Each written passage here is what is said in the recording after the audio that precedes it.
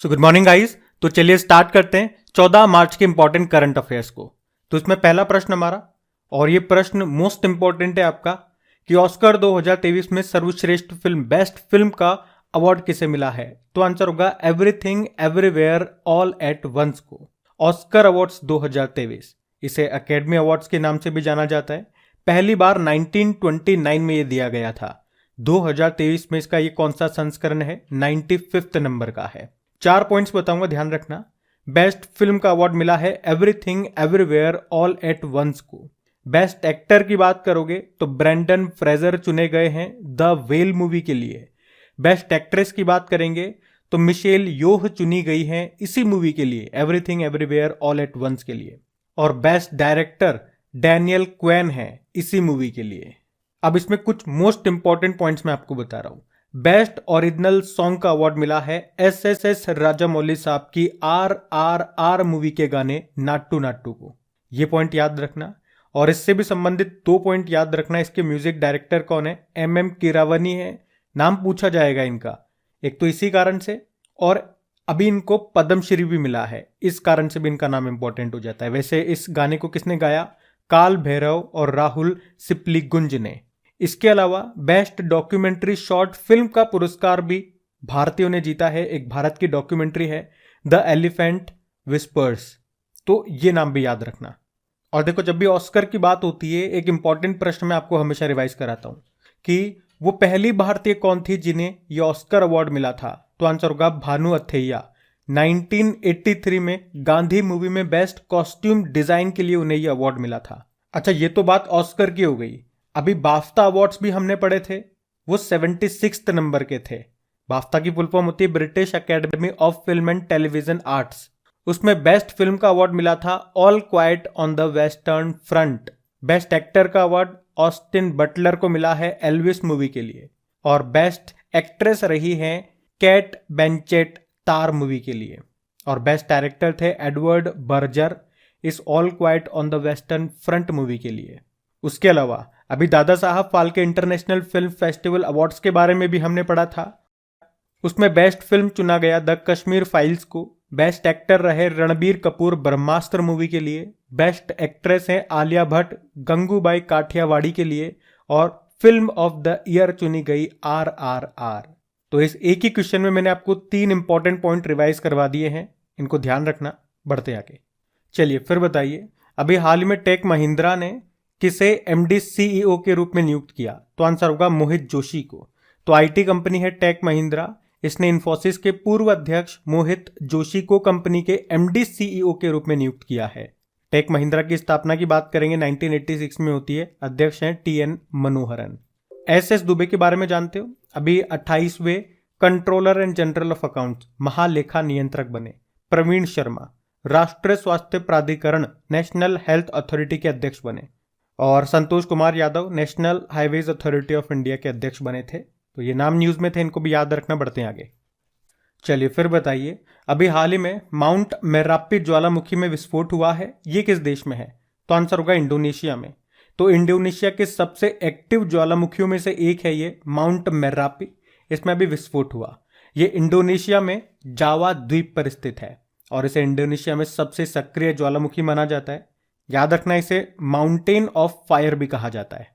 वैसे इंडोनेशिया में आपको माउंट सिनाबुंग भी मिलेगा और क्राकाटोआ ज्वालामुखी भी मिलेगा। अब बिल्कुल ध्यान से सुनना, ज्वालामुखियों से संबंधित मोस्ट इंपॉर्टेंट प्रश्न मैं आपको रिवाइज कराने वाला हूं। यहां से अक्सर जो भी प्रश्न आपके एग्जाम में बनते हैं वो सारे आ जाएंगे। पहला प्रश्न, विश्व का सबसे ऊंचा सक्रिय ज्वालामुखी कौन सा है। तो आंसर होगा माउंट कोटोपेक्स। और ये कहां पर है, ये इक्वेडोर में है। चलो बताओ, वो कौन सा महाद्वीप है जहां पे एक भी ज्वालामुखी नहीं है। तो आंसर होगा ऑस्ट्रेलिया। ये प्रश्न एग्जाम में आता है। एक और प्रश्न पूछा जाता है एग्जाम में, भूमध्य सागर का प्रकाश स्तंभ लाइट हाउस किसे कहते हैं। तो आंसर होगा स्ट्राम्बोली ज्वालामुखी। ये इटली में है। एक बार इसी प्रश्न को घुमा करके पूछा गया था एग्जाम में कि ये किस द्वीप पर स्थित है। तो अगर देश याद है तब भी काम नहीं चलेगा, द्वीप पूछ लिया तो आंसर होगा लिपारी द्वीप पर। इसी तरह से इटली में एटना ज्वालामुखी है, ये किस द्वीप पर है, ये सिसिली द्वीप पर है, ये भी याद रखना। वैसे इटली में विशुवियस ज्वालामुखी भी आपको मिलेगा। अच्छा, एक प्रश्न ये पूछा जाता है कि भारत में एकमात्र सक्रिय ज्वालामुखी एक्टिव वॉल्केनो कौन सा है? तो बैरन द्वीप पर बैरन ज्वालामुखी है, यह आपको अंडमान निकोबार में मिलेगा। चलो ये बताओ, किलायू ज्वालामुखी कहां पर है? तो अमेरिका के हवाई द्वीप पर है। हवाई द्वीप पर मोना लोआ ज्वालामुखी भी आपको मिलेगा। और इंडोनेशिया से संबंधित मैंने आपको बता दिए, ये माउंट मेरापे हो गया, सिनाबुंग हो गया, क्राकातोवा हो गया। एक सेमेरू ज्वालामुखी और याद रख लो, ये इंडोनेशिया में है। अच्छा, एक और एग्जाम का प्रश्न मैं आपसे पूछता हूं कि ज्वालामुखी में सबसे ज्यादा कौन सी गैस निकलती है? ये प्रश्न एग्जाम में पूछा गया है, तो आंसर होगा जलवाष्प, वाटर वेपर। चलो ये बताओ, ताल ज्वालामुखी कहां पर है? ये फिलीपींस में है। और सबसे ज्यादा ये प्राकृतिक जो घटनाएं होती हैं, ज्वालामुखी का फटना, सुनामी आना, भूकंप आना, ये रिंग पे जो देश स्थित है वहां पे सबसे ज्यादा होती है। प्रश्न एक बार यही पूछा गया था, रिंग ऑफ फायर किस महासागर में स्थित है? तो आंसर होगा प्रशांत महासागर में। एक और प्रश्न का उत्तर दो, माउंट एरेबस ज्वालामुखी ये किस महाद्वीप पर है? अंटार्कटिका पर है। और ये अभी जो मैंने आपको बताया ना, इंडोनेशिया में सेमेरू ज्वालामुखी, अभी कुछ समय पहले इसमें भी विस्फोट हुआ था और इसी को द ग्रेट माउंटेन कहा जाता है। अब दो प्रश्न मैं आपसे पूछ रहा हूं, एग्जाम वाले प्रश्न नहीं है, एक करंट अफेयर्स का है और एक प्रश्न एग्जाम में पूछा गया था। सुनो कि पृथ्वी का सुरक्षा वॉल्व किसे कहते हैं? इसका उत्तर आपको कमेंट बॉक्स में टाइप करना है। और एक करंट अफेयर्स का प्रश्न सुनो कि अभी अंडमान निकोबार की तीसरी सबसे ऊंची चोटी माउंट हैरियट का नाम बदल दिया गया। बताओ, नाम बदल के क्या कर दिया गया? तो इस प्रश्न में मैंने आपको ज्वालामुखी वॉल्केनो से संबंधित जितने भी प्रश्न आपके एग्जाम में पूछे गए वो सारे आपको एक साथ कवर करा दिए। उसके अलावा भी एक्स्ट्रा प्रश्न मैंने आपको कराए हैं। और हाँ, अगर वीडियो में फर्स्ट टाइम है और अगर आपको सेशन अच्छा लगता है तो सबसे पहले आप क्रिक एग्जाम चैनल को सब्सक्राइब कर लीजिए। सब्सक्राइब करने के बाद में पास में जो बेल आइकन आएगा उसे प्रेस करके ऑल नोटिफिकेशन को सेट जरूर कीजिएगा, ताकि आपको टाइम पे नोटिफिकेशन मिल सके जब भी वीडियो अपलोड हो।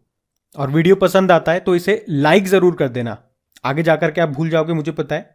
और अपने सभी दोस्तों के साथ अपने सभी स्टडी ग्रुप में इसे शेयर जरूर करें, क्योंकि वीडियोस पे अगर व्यूज नहीं आते तो फिर मेरा मन नहीं करता है, और जब चीजों को पढ़ाने का मन नहीं करता है तो इतनी अच्छी अच्छी चीजें मैं आप लोगों के लिए कैसे लेकर के आऊंगा?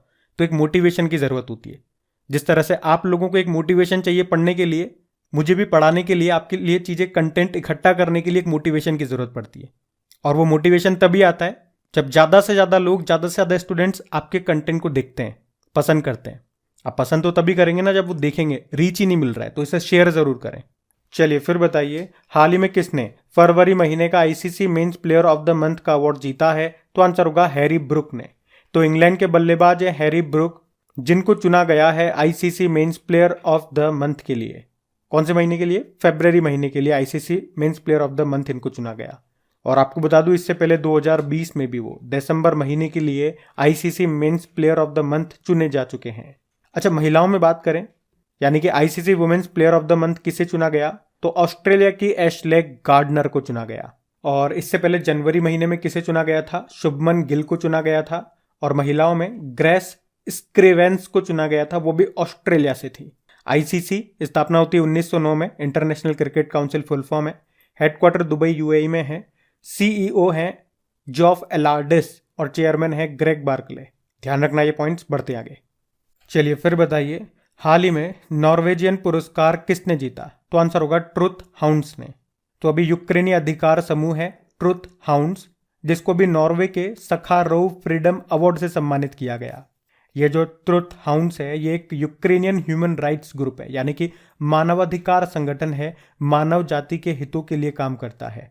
और अभी इसे यूक्रेनी संघर्ष में, जो भी यूक्रेन और रशिया के बीच में संघर्ष हुआ था, उसमें युद्ध अपराधों और मानवता के खिलाफ संभावित अपराधों का दस्तावेजीकरण, डॉक्यूमेंटेशन करने के लिए ये पुरस्कार दिया गया है। इस सखारोव पुरस्कार की बात करें तो इसे 1980 में सोवियत वैज्ञानिक और नोबेल शांति पुरस्कार विजेता आंद्रेई सखारोव के सहयोग से स्थापित किया गया था। अब ये तो मैंने आपको एक्सप्लेन कर दिया प्रश्न क्या है, लेकिन सिंपल सा आपको क्या याद रखना है कि ये पुरस्कार अभी किसे मिला है? ट्रुथ हाउंड्स को। इसी तरह से दो संगठन अभी और न्यूज में है, वो आपको याद रखने हैं। एक तो रशिया का मानवाधिकार संगठन है मेमोरियल, और एक यूक्रेन का है सेंटर फॉर सिविल लिबर्टीज। याद आ गया ना? इन दोनों संगठनों ने अभी 2022 का नोबेल शांति पुरस्कार जीता था। दो संगठन थे और एक व्यक्ति था। व्यक्ति कौन थे? बेलारूस के एलेस बालियात्स्की। और इनका नाम मोस्ट इंपॉर्टेंट आपसे एग्जाम में पूछा जाएगा, क्योंकि इनका नाम फिर से न्यूज़ में आया। अभी बेलारूस की सरकार ने इनको 10 साल के लिए जेल की सजा सुना दी। पढ़ा था हमने कुछ दिन पहले ही। अच्छा ये बताओ, अभी प्रित्जकर आर्किटेक्चर पुरस्कार 2023 का किसने जीता? ये आपके लिए होमवर्क प्रश्न हो जाता है। बताओ, अभी कुछ दिन पहले ही पढ़ा है। हम बढ़ते हैं आगे। चलिए फिर बताइए, हाल ही में चाइना के नए प्रधानमंत्री के रूप में किसे नियुक्त किया गया? तो आंसर होगा ली कियांग को। तो अभी चाइना की संसद ने ली कियांग को देश के नए प्रधानमंत्री के रूप में नियुक्त किया है।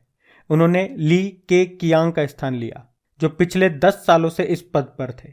और अभी चाइना के फिर से राष्ट्रपति भी बन गए, शी जिनपिंग। मतलब वही एक बकवास सा चेहरा हमें फिर से देखना पड़ेगा।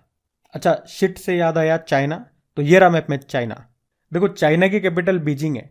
और याद रखना, एशियन इंफ्रास्ट्रक्चर इन्वेस्टमेंट बैंक का हेडक्वार्टर आपको यहीं पे मिलेगा, बीजिंग में। और शंघाई कोऑपरेशन ऑर्गेनाइजेशन का हेडक्वार्टर भी यहीं पे मिलेगा, शंघाई मत कर देना। करेंसी रेनमिनबी है, प्रेसिडेंट शी जिनपिंग और प्रधानमंत्री ली कियांग बन गए। अच्छा, चाइना का एक शहर है शंघाई, वो किस नदी के किनारे स्थित है? यांगटीसी नदी। एशिया की सबसे लंबी नदी है ये। और चाइना का शोक किस नदी को कहते हैं? हुआंगहो नदी को। तो ध्यान रखना ये। बढ़ते हैं आगे। चलिए फिर बताइए, हाल ही में वोट फेस्ट 2023 का आयोजन ये कहां पे किया गया? तो आंसर होगा बंगलुरु में। तो हमारे जो मुख्य चुनाव आयुक्त हैं राजीव कुमार, उन्होंने ही बंगलुरु में वोट फेस्ट 2023 का उद्घाटन किया। इसका मुख्य उद्देश्य आपको नाम से समझ में आ रहा होगा, वोट के बारे में लोगों को जागरूक करना, मतलब चुनावी प्रक्रिया पर जागरूकता पैदा करना। ये लोकतांत्रिक प्रक्रिया में शहरी युवाओं की भागीदारी भी सुनिश्चित करेगा। अच्छा, बंगलुरु के बारे में, कर्नाटक के बारे में हम कई बार पढ़ते रहते हैं। आज हम भारतीय निर्वाचन आयोग, इलेक्शन कमीशन ऑफ इंडिया के बारे में जानते हैं। देखो, इसकी स्थापना होती है 25 जनवरी 1950 को। यही कारण है कि नेशनल वोटर्स डे आप 25 जनवरी को मनाते हो। वैसे 25 जनवरी को नेशनल टूरिज्म डे भी होता है। वर्तमान में हमारे चीफ इलेक्शन कमिश्नर, मुख्य चुनाव आयुक्त हैं राजीव कुमार। और कौन से नंबर के हैं? तो 25वें नंबर के हैं। और याद रखना, भारतीय संविधान के भाग 15 के अनुच्छेद 324 से लेके 329 तक इसके बारे में लिखा गया है। नई दिल्ली में इसका मुख्यालय है। और उप चुनाव आयुक्त की बात करेंगे तो 2 होते हैं, डेप्यूटी इलेक्शन कमिश्नर। एक है अनूप चंद्र पांडे और एक है अरुण गोयल। आपको याद होगा, इलेक्शन कमीशन इंडिया ने ही गरुड़ एप्लीकेशन को लॉन्च किया था। और इसने अपना ब्रांड एम्बेसडर बनाया था पंकज त्रिपाठी को। और अभी चुनाव आयोग ने ही बिहार में किसे अपना स्टेट आइकॉन बनाया? मैथिली ठाकुर को। और दुनिया का सबसे ऊंचा मतदान केंद्र आपको हिमाचल प्रदेश में मिलेगा, हिमाचल प्रदेश के टशीगंग में। अभी चुनाव आयोग ने त्रिपुरा में 90% से ज्यादा मतदान करने के लिए मिशन 929 भी लॉन्च किया था। ये भी ध्यान रखना आप। बढ़ते हैं आगे। चलिए बताइए, अभी आयुष मंत्रालय ने किस शहर में योग महोत्सव 2023 का आयोजन किया? तो आंसर होगा नई दिल्ली। तो आयुष मंत्रालय ने अभी 13 मार्च को नई दिल्ली में योग महोत्सव 2023 का आयोजन किया। आयुष मंत्री कौन है? सर्बानंदा सोनोवाल हैं, जो कि शिपिंग मंत्रालय भी संभालते हैं। वैसे अंतर्राष्ट्रीय योग दिवस कब मनाते हैं? 21 जून को। अब कुछ इंपॉर्टेंट महोत्सव जो भी न्यूज में थे एक बार रिवाइज करते हैं। जैसे कि अभी काला घोड़ा कला महोत्सव का आयोजन ये मुंबई में हुआ। अभी 8वां भारत अंतर्राष्ट्रीय विज्ञान महोत्सव का आयोजन भोपाल में हुआ। चेर चेरा महोत्सव मनाया गया छत्तीसगढ़ में। धानु यात्रा महोत्सव मनाया गया उड़ीसा में। पहला अंतर्राष्ट्रीय समुद्र तट महोत्सव मनाया गया केरल में। अभी संगाई महोत्सव का आयोजन हुआ था मणिपुर में। मणिपुर में अभी योसांग महोत्सव भी मनाया गया। लूसाफोन महोत्सव गोवा में मनाया गया। अंतर्राष्ट्रीय गीता महोत्सव हरियाणा के कुरुक्षेत्र में मनाया गया। अभी बुमचू महोत्सव हमने पढ़ा था, इसका आयोजन हुआ सिक्किम में। तो ये कुछ इंपॉर्टेंट महोत्सव जो हाल ही में न्यूज में थे, इनको ध्यान रखना। बढ़ते हैं आगे। चलिए फिर बताइए, अभी किस देश ने अपनी राजधानी को जकार्ता से बोर्नियो स्थानांतरित किया है? तो आंसर होगा इंडोनेशिया। तो इसे हम कई बार पढ़ चुके हैं, पर अभी फाइनली ऑफिशियली ये ट्रांसफर हो चुकी है। तो अब इंडोनेशिया की नई राजधानी होगी बोर्नियो द्वीप पर। और राजधानी है बोर्नियो द्वीप तो है, लेकिन कहाँ पे, नाम क्या है, मतलब इसकी कैपिटल क्या हो गई अब? नुसंतारा। ये भी याद रखना, जो कि इंडोनेशिया के कालीमंतन प्रांत में स्थित है। और जकार्ता से अब ये क्यों हो गई, जकार्ता क्यों हटा दी गई? क्योंकि हमने पढ़ा था जो जकार्ता है वो रिपोर्ट के अनुसार ऐसा आया था कि कुछ समय बाद वो पानी के अंदर सबमर्ज हो जाएगा, डूब जाएगा, काफी पॉल्यूटेड भी हो चुका है। तो फाइनली इन्होंने शिफ्ट कर दिया।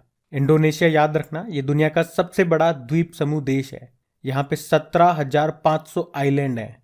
और आप कह सकते हो ग्रीनलैंड और न्यू गिनी के बाद इंडोनेशिया का बोर्नियो द्वीप ये दुनिया का तीसरा सबसे बड़ा द्वीप है। करेंसी है रुपया। प्रेसिडेंट है जोको विडोडो। अच्छा, इसी तरह आपको याद होगा अभी कजाकिस्तान की जो पहले कैपिटल अस्ताना थी, फिर नूर सुल्तान कर दी और फिर वापस अस्ताना कर दी। अभी तुर्की देश ने भी अपना नाम बदल के तुर्कीये कर दिया था। अच्छा, वैसे इंडोनेशिया के साथ हम कौन सी एक्सरसाइज करते हैं? गरुड़ शक्ति एक्सरसाइज करते हैं। और आपको याद हो 2022 का जो थॉमस कप है, थॉमस कप पहले तो याद रखो इसका संबंध किससे है? बैडमिंटन से। पुरुषों का बैडमिंटन टूर्नामेंट है।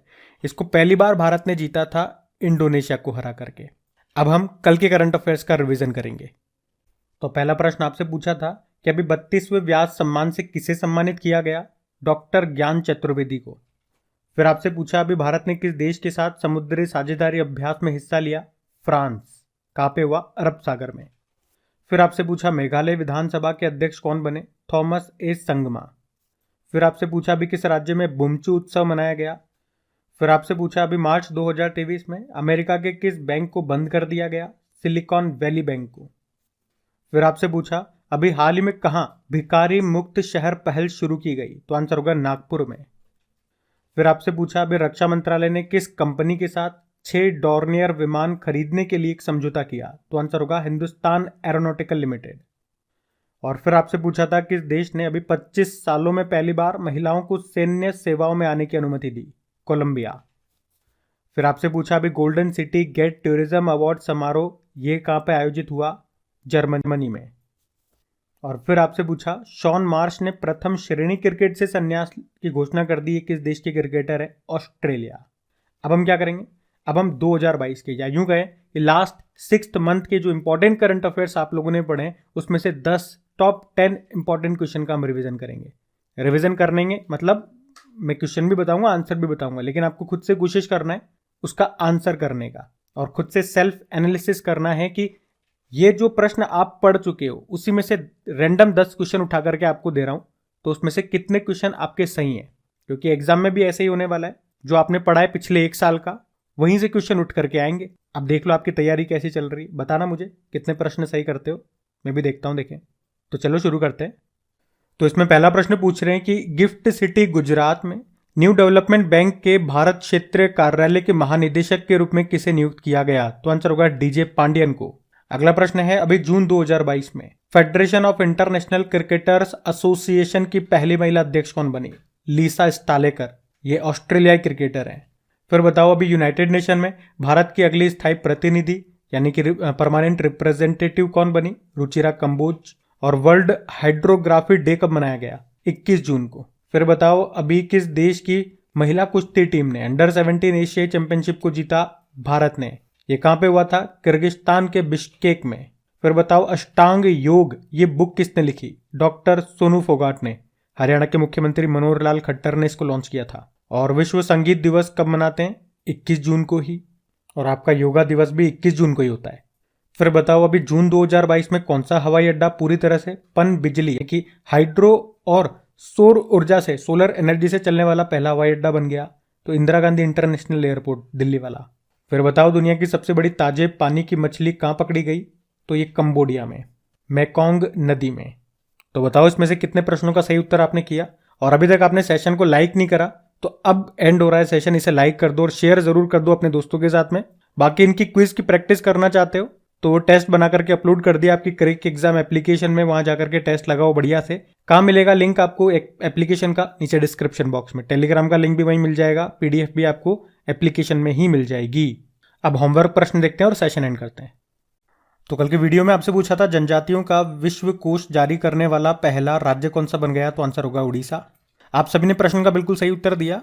और कल किसी कारणवश क्विज अपलोड नहीं हो पाया था तो उसके रिजल्ट भी हम क्या डिस्कस करें जब क्विज ही नहीं बना। तो कल का क्विज भी आपको मिल जाएगा, उसकी भी प्रैक्टिस कर लेना, बढ़िया है। एक दिन का गैप लेकर के क्विज लगाओ, फिर पता लगेगा। देखें 24 घंटे बाद आप किसी चीज़ को पढ़ के लगा रहे हो तो कितना याद रहता है। रिटेंटिविटी क्या है आपके ब्रेन की। थैंक यू बस आज के लिए।